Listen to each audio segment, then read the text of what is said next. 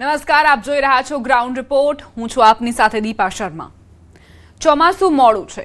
પાછું અરબ સાગરની ચોમાસાની શાખા મહારાષ્ટ્રમાં 96 કલાકથી સ્થિર છે. ચોમાસાને ગુજરાત પહોંચવા એક ધક્કાની જરૂર છે. ચોમાસાને લઈ ચિંતા આટલી જ નથી, અલ નીનોનો ખતરો પણ તોડાઈ રહ્યો છે. અમેરિકાની હવામાન એજન્સીએ દરિયામાં ચોમાસાનો દુશ્મન પેદા થઈ ગયાનો દાવો કર્યો છે. ત્યારે જોઈએ અલ નીનો શું ચોમાસું નબળું પાડશે.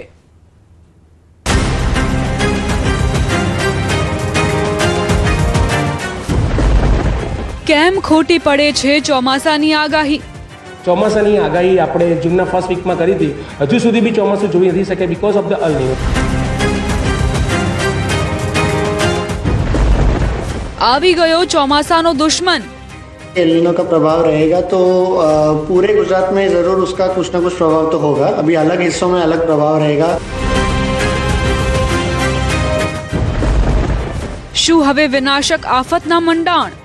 સુપર અલ નીનોમાં એવું બની શકે છે વિભુબેન કે કોઈક એવા જિલ્લાઓ કોઈક એવા રાજ્યોમાં વરસાદ ના પણ પડે, દુષ્કાળની સ્થિતિ ઉત્પન્ન થાય અને અમુક એવા રાજ્યમાં અતિવૃષ્ટિ પણ સર્જાય.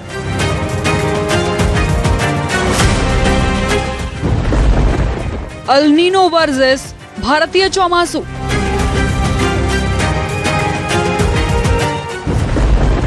શું બદલાઈ ગયું છે ચોમાસાનું ગણિત?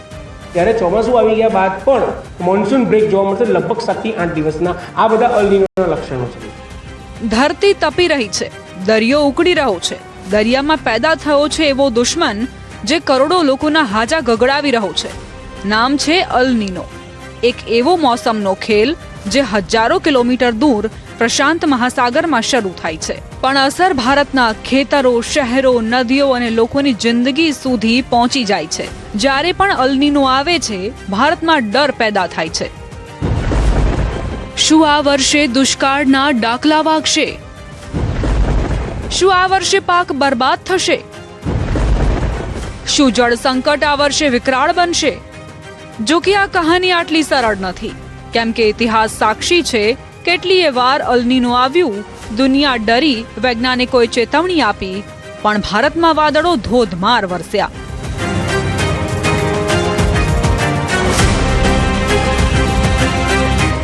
તો શું હવામાન નિષ્ણાંતોની ભવિષ્યવાણી ખોટી હતી કે કુદરત દર વર્ષે નવો ખેલ રમે છે?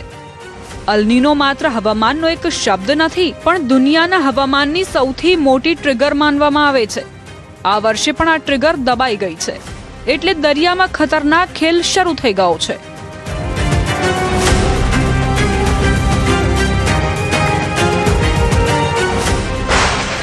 દુનિયા માટે આવ્યા સૌથી માઠા સમાચાર. દરિયામાં પેદા થયો ચોમાસાનો દુશ્મન. ડરામણો અલ નીનો બની ગયાનો દાવો. અમેરિકન સંસ્થા NOAA નો દાવો. ભારત સહિત અનેક દેશોની વધશે ચિંતા. અલ નીનો ખૂબ મજબૂત બનવાનો દાવો. અલ નીનો એવું છે કે જે આપણા આખા વિશ્વ, આપણું આખું જે વિશ્વ છે એનું જે તાપમાન છે, ટેમ્પરેચર છે, કે એની જે ઋતુઓ છે એ આખી એન્ટાર્કટિકા ઉપર નિભેલી હોય. એટલે એન્ટાર્કટિકાનો બરફ કેટલા મેન્ટેન રહે છે એ જેટલો ઓગળે એટલે ઓટોમેટિકલી એ દરિયાની સપાટી ઇન્ક્રીઝ થાય, એટલે પાણીની સ્થિતિમાં વધારો થાય. એના કારણે શું થાય કે પાણીની સ્થિતિ વધારે થાય એટલે દરિયાનું તાપમાન વધી જાય. એ દરિયાનું તાપમાન વધે એટલે આવી અલ નીનો જેવી ઇફેક્ટ ક્રિએટ થાય. તો છેલ્લા આપણે 20 વર્ષથી આપણા વિશ્વ સ્તરે ગ્લોબલ વોર્મિંગના કારણે એટલે કાર્બન ડાયોક્સાઇડનો બી બહુ અંદર મહત્વનો રોલ છે. કાર્બન ડાયોક્સાઇડનું લેવલ દિવસે દિવસે વધી રહ્યું ડ્યુ ટુ ધ પોલ્યુશન. તો એ પોલ્યુશનના કારણે જે આપણું જે આખું જે સ્ટ્રક્ચર છે, કુદરતી સ્ટ્રક્ચર છે, એમાં ક્યાંક ને ક્યાંક એવા વિક્ષેપો આવ્યા છે જે આવી અલ નીનો જેવી સ્થિતિ ક્રિએટ કરે છે. એટલે અલ નીનોને બેઝિકલી આપણે જો સાયન્સની ભાષામાં કે આપણી જે ગુજરાતી ભાષામાં કે અલ નીનો એટલે ગરમ પવનના વાદળો, એક એની ભાષામાં એવી રીતે આપણે દ્રષ્ટિએ કહી શકાય. આ વર્ષ આપણા માટે પડ્યા પર પાટું જેવું કહી શકાય. સળગતી આગમાં પેટ્રોલ નાખવાવાળું પણ ગણી શકાય. એક બાજુ દુનિયાના છેડે યુદ્ધના ધડાકા થઈ રહ્યા છે અને મોંઘવારીએ આમ આદમીની કમર તોડી નાખી છે, તો બીજી બાજુ હવામાન સંસ્થાઓએ નવો ધડાકો કર્યો છે. 2026નું આ વર્ષ ખેડૂતો જ નહીં, સરકાર માટે પણ પડકારો લઈને આવ્યું છે. કુદરત રૂઠી છે અને આ વર્ષ અલ નીનો દુશ્મન બનીને આવ્યું છે. સાદી રીતે સમજીએ તો એવો દુષ્કાળ જે ભાગ્યે જ જોવા મળે, જેની અસર આપણા ખિસ્સા અને જમવાની થાળી પર થવાની છે. સામાન્ય ભાષામાં સમજીએ તો જ્યારે પ્રશાંત મહાસાગરના દરિયાનું તાપમાન એવરેજ કરતાં 2 ડિગ્રી વધી જાય ત્યારે તે સુપર અલ્નીનો કહેવાય છે. ઇતિહાસ સાક્ષી છે કે જ્યારે પણ આવો સુપર અલ્નીનો આવ્યો છે ત્યારે તે દુષ્કાળ સાથે જ લાવ્યો છે. આમાં દરિયામાં ફૂંકાતા પવનો સાવ નબળા પડી જાય છે અને ગરમ પાણીનો પ્રવાહ પણ બદલાઈ જાય છે. આનાથી ભારત પર હવાનું ભારે દબાણ ઊભું થાય છે, જે આપણા વરસાદ લાવતા પવનોને આવતા જ અટકાવે છે. ઇતિહાસ પર નજર કરીએ તો 1876માં ભયંકર દુષ્કાળ અને ભૂખમરો, 1982માં લાખો ખેડૂતો પાયમાલ થયા, 1997માં પોઝિટિવ ડાયપોલથી ભારત બચ્યું, 2015માં મહારાષ્ટ્રમાં ખેતી ખલ્લાસ થઈ. આ વખતે ખતરો એટલા માટે મોટો છે કારણ કે પૃથ્વી પહેલેથી જ 1.3 ડિગ્રી ગરમ થઈ ગઈ છે. આ કાળઝાળ ગરમી અને દુષ્કાળ ભેગા થશે એટલે ખેડૂતોની કમર સાવ તૂટી જશે. આપણા દેશનું અર્થતંત્ર બહુ મોટું છે, પણ આજે આપણી અડધી ખેતી ખાલી ને ખાલી આકાશના એટલે કે વરસાદના ભરોસે ચાલે છે. આંતરરાષ્ટ્રીય હવામાન સંસ્થાઓએ જે આંકડા આપ્યા છે તે ખરેખર ઊંઘ ઉડાડી દે તેવા છે. અલ્નીનોની ઇફેક્ટ કહો કે છેલ્લા 3 વર્ષમાં પહેલીવાર ચોમાસું સામાન્ય કરતાં નીચું રહેવાની પાકી શક્યતા છે. આ વખતે ભારત ઉપર સુપર અલ્નીનોની ઇફેક્ટ છે. એટલે મારા જેવા જેટલા બી હવામાન વૈજ્ઞાનિક છે ને જે સાયક્લોન પર બી કામ કરી રહ્યા છે એ લોકોને બધાને ખબર છે કે આ વર્ષે આપણે અલ્નીનોની અંદર આવવાના છીએ અને આ અલ્નીનોની અંદર એક એવી સ્થિતિ સર્જાશે કે અત્યારે જોઈ રહ્યા છીએ કે જે ચોમાસાની આગાહી આપણે જૂનના ફર્સ્ટ વીકમાં કરી હતી, હજુ સુધી બી ચોમાસું જોઈ નથી શકે બિકોઝ ઓફ ધ અલ્નીનો છે. એટલે ભારતમાં આ વર્ષે અલ્નીનોની ઇફેક્ટ થશે, જેના કારણે એવું કહેવાશે કે એટલો બધો પ્રોબ્લેમ નહીં થાય, બટ એવું કહેવાય છે 100 થી 125% જે વરસાદની જે આવક આપણા ભારત સ્તરમાં કે ગુજરાત સ્તરમાંથી એની સામે આ વખતે આપણે 20 થી 30% અછત જોવા મળશે. લગભગ 80% જેવું આપણને ચોમાસું ભારતમાં આ અલ્નીનોની અસરના કારણે જોવા મળશે. બીજું કે અલ્નીનોના કારણે હીટ વેવ્સ વધારે જોવા મળશે, અલ્નીનોના કારણે વેસ્ટર્ન ડિસ્ટર્બન્સ વધારે જોવા મળશે અને આવનારા દિવસોમાં એવું બી બનશે કે જ્યારે ચોમાસું આવી ગયા બાદ પણ મોન્સૂન બ્રેક જોવા મળશે લગભગ 7 થી 8 દિવસના. આ બધા અલ્નીનોના લક્ષણો છે. भले ही हजारों किलोमीटर दूर रहे कोई भी समुद्र, लेकिन उसका पूरे जो वायुमंडल पर जो हवा पर प्रभाव पड़ता है, नमी पर प्रभाव पड़ता है, जो हवा में जितनी नमी रहती है उस पर प्रभाव पड़ता है. और क्योंकि अभी जैसे अगर हम उदाहरण एल नीनो का ही ले लें तो जो भले ही प्रशांत महासागर में और अमेरिकी साइड पे वहाँ की पानियों में उसका असर देखने मिलता है सबसे ज्यादा, लेकिन वही जो वहाँ की जब पानी गर्म होती है तो वहाँ पे हवा एकदम ऊपर जाती है. यानी जैसे गर्म पानी में हम देखें तो वाफ ऊपर की तरफ जाती है. तो क्योंकि वहां पर वाफ ऊपर की तरफ जाती है तो उसको कहीं तो नीचे आना पड़ेगा. तो वो एल नीनो के समय में कैसा होता है कि वहां से नमी वाली वाफ प्रशांत महासागर से ऊपर की तरफ जाती है और फिर वो जो हिंद महासागर है और जो बंगाल की खाड़ी का इलाका है वहां पे वो जो वाफ ऊपर निकली है वो इस तरफ नीचे आती है.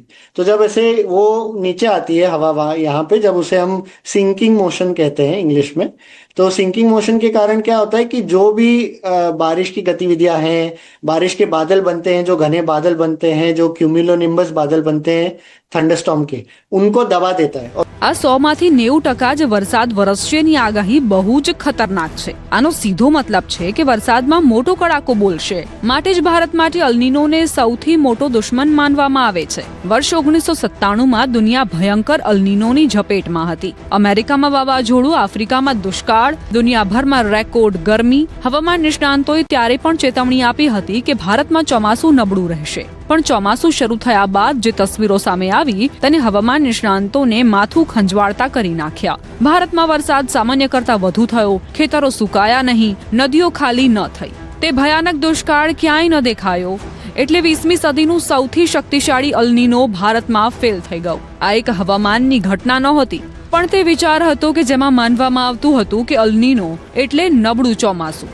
પણ 1997ની ઘટનાએ સાબિત કરી દીધું કે કુદરત માત્ર એક નિયમના આધારે નથી ચાલતી, તેના પોતાના ગુપ્ત સમીકરણો છે. ત્યારે સવાલ થાય કે 1997માં એવું થયું શું જેણે અલ્નીનોની શક્તિને ક્ષીણ કરી નાખી? જેનો જવાબ છુપાયો હતો હિન્દ મહાસાગરમાં. વૈજ્ઞાનિકોએ જોયું કે તે વર્ષે બન્યું હતું પોઝિટિવ ડાયપોલ એટલે કે IOD.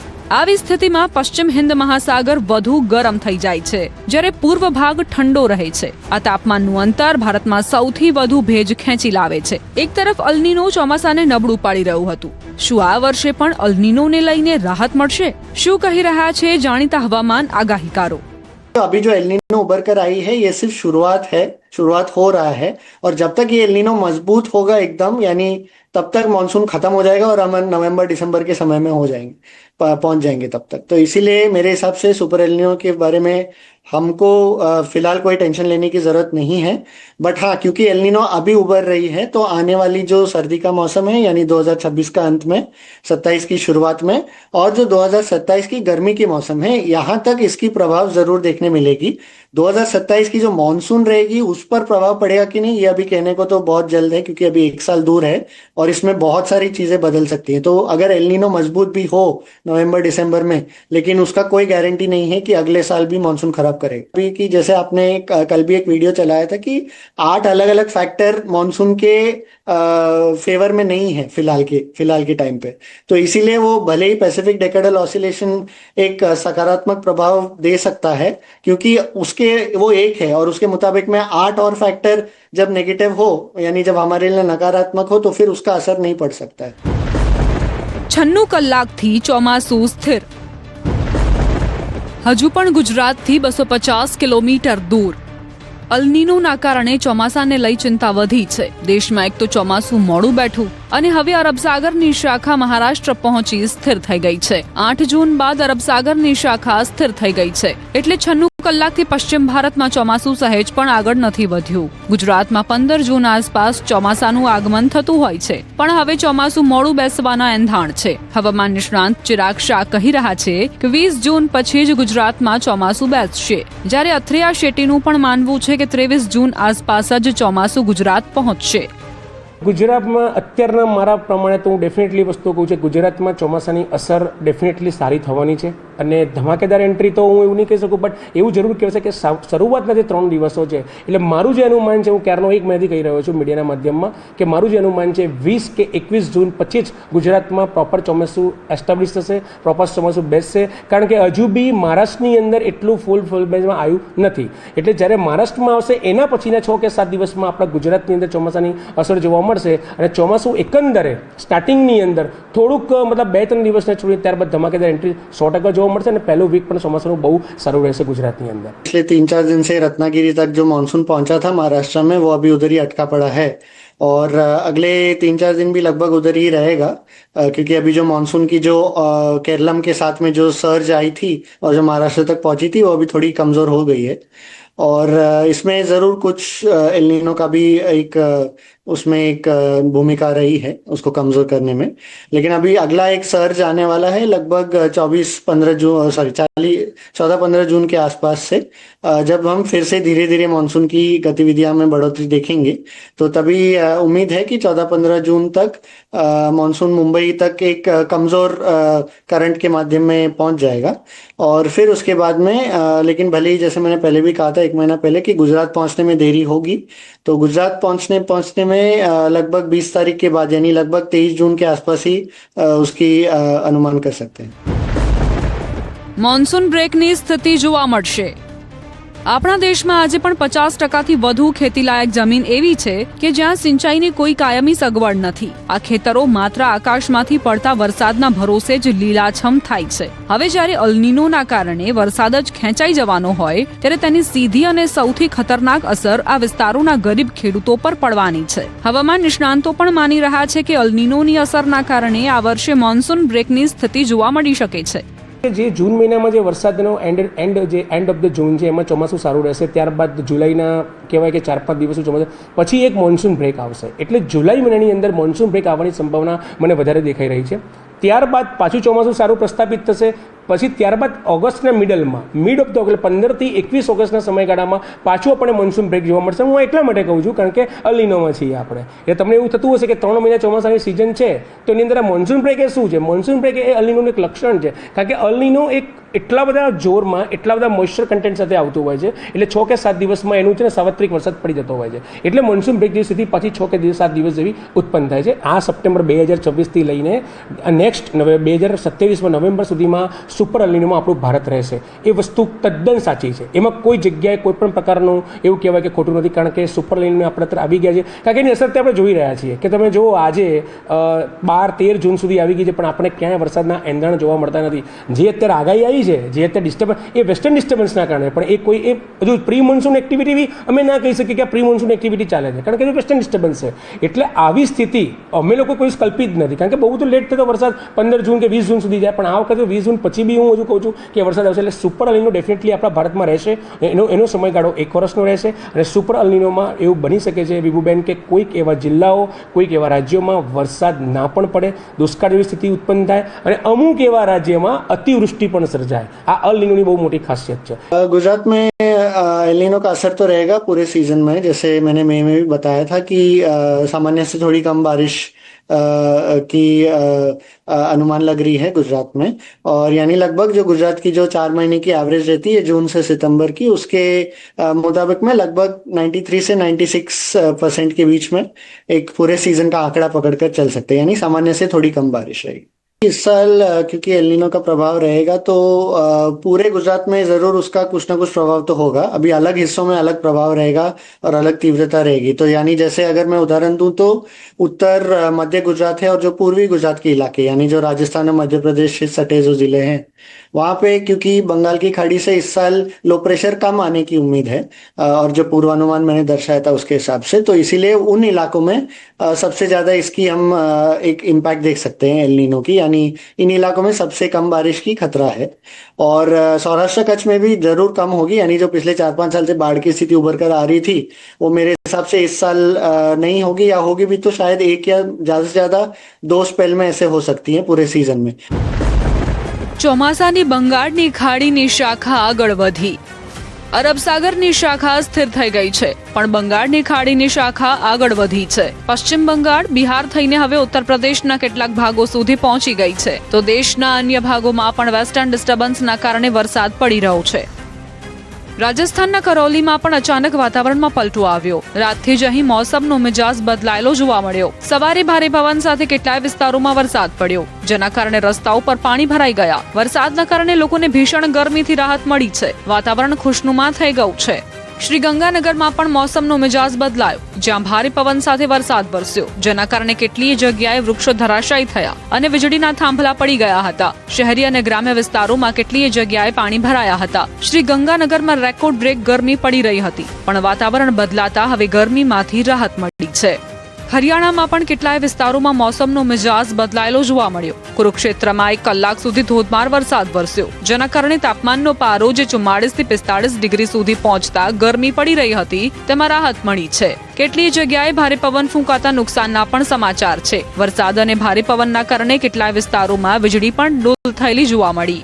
હરિયાણાના સોનીપત શહેરમાં સવારથી શરૂ થયેલા વરસાદે લોકોને ગરમીથી રાહત આપી છે, પરંતુ તેની સાથે જ નગર નિગમના પ્રશાસનિક દાવાઓની પોલ પણ ખોલી દીધી. માત્ર થોડી જ મિનિટોના વરસાદમાં શહેરના મુખ્ય માર્ગો પર પાણી ભરાઈ ગયા અને રસ્તાઓ તળાવોમાં ફેરવાઈ ગયા હતા. ઠેર ઠેર થયેલા ભારે જળબંબાકારના કારણે વાહન વ્યવહાર ખોરવાયો છે અને રાહદારીઓ તેમજ સ્થાનિક લોકોની મુશ્કેલીઓમાં ભારે વધારો થયો છે. ચોમાસા પહેલા કરોડો રૂપિયાના ખર્ચે ડ્રેનેજ સિસ્ટમ સાફ કરવાના મોટા દાવા કરનાર નગર નિગમની કામગીરી સામે હવે શહેરવાસીઓમાં ભારે નારાજગી અને સવાલો જોવા મળી રહ્યા છે. ચોમાસાની સિઝન શરૂ થતાં જ પર્વતીય વિસ્તારોમાં ભૂસ્ખલનનો ખતરો વધી જતો હોય છે. રાજૌરીમાં ભૂસ્ખલનની ઘટના બની છે. ભૂસ્ખલનના કારણે રસ્તા પર કાટમાળ આવી જતા વાહન વ્યવહાર ખોરવાયો હતો. જોકે વહીવટીતંત્ર સૂચના મળતા જ ઘટના સ્થળે પહોંચ્યું હતું અને કાટમાળ હટાવવાની કામગીરી શરૂ કરવામાં આવી છે. હિમાચલ પ્રદેશના કેટલાય વિસ્તારોમાં પણ વાતાવરણમાં પલટો આવ્યો છે. સતત ગરમીના કારણે અહીં બજારોમાં રોનક ઓછી થઈ ગઈ હતી, પણ વાતાવરણમાં પલટો આવતા તાપમાનમાં 9 ડિગ્રીનો ઘટાડો નોંધાયો હતો, જેના કારણે હવે પ્રવાસીઓની સંખ્યામાં પણ વધારો થવાની સંભાવના છે. ઉત્તરાખંડના ઉત્તરકાશી જિલ્લામાં હવામાન સતત બદલાઈ રહ્યું છે. અહીંના અનેક વિસ્તારોમાં ભારે વરસાદ અને ગાઢ ધુમ્મસ છવાયું છે. સતત વરસાદના કારણે તાપમાન ખૂબ ઘટી ગયું છે. આથી લોકોને જૂન મહિનામાં પણ કડકડતી ઠંડીનો અહેસાસ થઈ રહ્યો છે. ચારધામ યાત્રા માર્ગ પર પણ બદલાયેલા હવામાનની વ્યાપક અસર જોવા મળી રહી છે. વરસાદ અને ઠંડા પવનોના લીધે શ્રદ્ધાળુઓ મુશ્કેલીમાં મુકાયા છે. ફરી ખાતરના નામે મચી કાગારોડ. ફરી ખાતર માટે લાઈનો લાગી.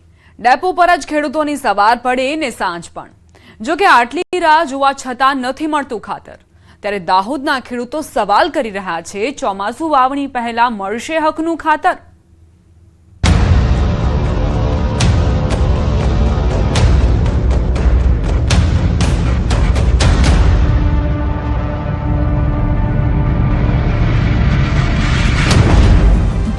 સિઝનનો એક જ તમાશો, ખરા ટાણે ખાતરની ખોટ. શાબાશ નહીં પીતી, સવારના વહેલા આવીએ પાણી તો વેસાતું લઈને પીએ એમ ને ખાતર લીધે અઠવાડિયું થઈ ગયું. 30 રૂપિયા જવાના ને 30 આવવાના.